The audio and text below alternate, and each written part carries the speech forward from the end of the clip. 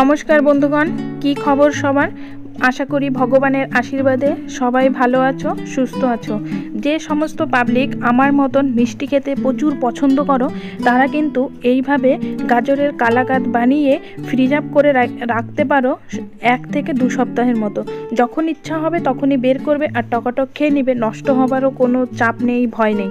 তো আমি দেখো গাজরের কালাকাঁদ করার জন্য লিলি ফুড সাইজের কয়টা গাজর নিয়ে নিলাম। সেই গাজরগুলো গ্রেট করে তারপরে সমস্ত উপকরণগুলোকে একসঙ্গে এখন বাটিতে করে সাজিয়ে নিচ্ছি। দেখো উপকরণের মধ্যে আমি গাজর গ্রেট করে নিয়েছি চিনি, নিয়েছি নারকেল ভাজা, গুঁড়া দুধ, কিছু ড্রাই ফ্রুট, ঘি আর হচ্ছে লিকুইড দুধ। তো এবার সমস্ত উপকরণ রেডি হয়ে গেছে। এখন আমি কড়াই বসিয়ে দিয়েছি ওভেনে। কড়াইটা গরম হয়ে গেলে আমি ঘি দিয়ে দিলাম এখানে 2 টেবিল চামচ। এবার ঘিটা যখন গলে গেছে তখন আমি সমস্ত গাজর গ্রেট করাগুলো দিয়ে দিলাম। গাজরটাকে দিয়ে সুন্দর নাড়াচাড়া করছি। এবার নাড়াচাড়া করতে করতে মনে হচ্ছিল যে ঘিটা একটু কম হয়ে গেছে, তাই আমি একটু ঘি দিয়ে দিলাম। তারপরে এলাচ থেতো করে দিয়ে দিলাম, সেন্ট সুন্দর হবে তার জন্য। এবার ভাজা নারকেলটাকে অ্যাড করে দিলাম, তারপরে দিলাম হচ্ছে চিনি। এবার দিয়ে দিচ্ছি কিছু ড্রাই ফ্রুট, তাহলে নাড়াচাড়া করতে করতে ড্রাই ফ্রুটটা সুন্দর হচ্ছে নরম হয়ে যাবে। তারপরে দিয়ে দিলাম গুঁড়ো দুধ 1 বাটি। সমস্ত উপকরণ দেবার পর এবং গাজরটার সঙ্গে সুন্দর করে মেশাচ্ছি। যখন নাড়াচাড়া করতে করতে গাজরটা নরম হয়ে যাবে, সেই রকম অবস্থাতে যে লিকুইড দুধটা ছিল সেই দুধটাকে দিয়ে দিতে হবে। দুধটা আগে থেকেই জাল করে তারপরে ঠান্ডা করে নিয়েছি। দুধটা যত ঘন হবে তত আরও বেশি টেস্ট হবে। তো দেখো আমি দুধটাকে অ্যাড করে দিলাম। দুধটা দেবার পর গাজরের কালারটা দেখো কি সুন্দর চলে আসছে। গাজরের কালাকাঁদ খেতে কে কে পছন্দ করো তারা অবশ্যই একটু কমেন্ট করে জানিও। আমার কিন্তু ভালোই লাগে খেতে, তোমরাও একবার ট্রাই করে দেখো। এই রকম সমস্ত উপকরণ দিয়ে যা ঘরের মধ্যেই থাকবে, হাতের নাগালে সব কিছুই পেয়ে যাবে উপকরণ। বাড়তি বা এক্সট্রা কোনো উপকরণই তোমাদের অ্যাড করতে হবে না। তো দেখো এগুলো নাড়াচাড়া করতে করতে সুন্দর একটা পাক চলে আসার মতন হয়ে গেছে। এখন যত নাড়বে তত এই জিনিসটা একটা মণ্ডমালাইয়ের মতন হয়ে যাবে।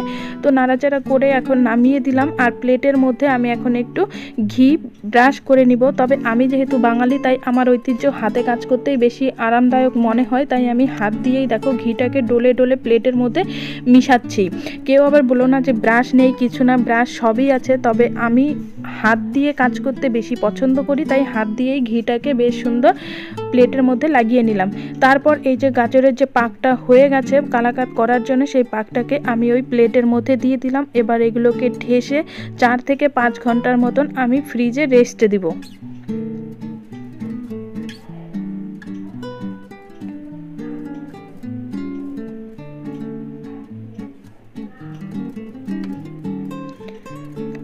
চার কোনা করে আমি হচ্ছে এখন ফ্রিজের মধ্যে এগুলোকে রেস্টে দিয়ে দিব।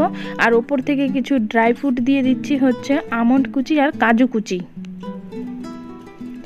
তোমরা চাইলে এর উপরে সাজানোর জন্য তিল দিতে পারো। ফ্রিজ থেকে বের করে এখন দেখো এগুলোকে আমি সাইজ করে কেটে নিব, কালাকাঁদের যে সাইজটা হয় সেই সাইজটা। ঘরে যদি কেউ আসে হঠাৎ করে, তাহলে তোমরা এই রকম কালাকাঁদগুলোও কিন্তু দিতে পারো তাদেরকে আপ্যায়নের জন্য। তারা ধরতেই পারবে না বা বুঝতে পারবে না যে এটা গাজরের। এত টেস্টি হয় খেতে, একবার খেলে তোমরা বুঝতে পারবে কি সুন্দর টেস্ট। তো দেখো আমার কাটার পরে 6 টুকরা হয়ে গেছে। আর এগুলো দেখো এতটা মোটা লেয়ারে রেখেছি আমি, আর প্লেটের মধ্যে সাজিয়ে নিচ্ছি। গাজরের কালাকাঁদটা তোমাদের কেমন লাগলো সেটা তোমরা অবশ্যই কমেন্ট করে জানিও।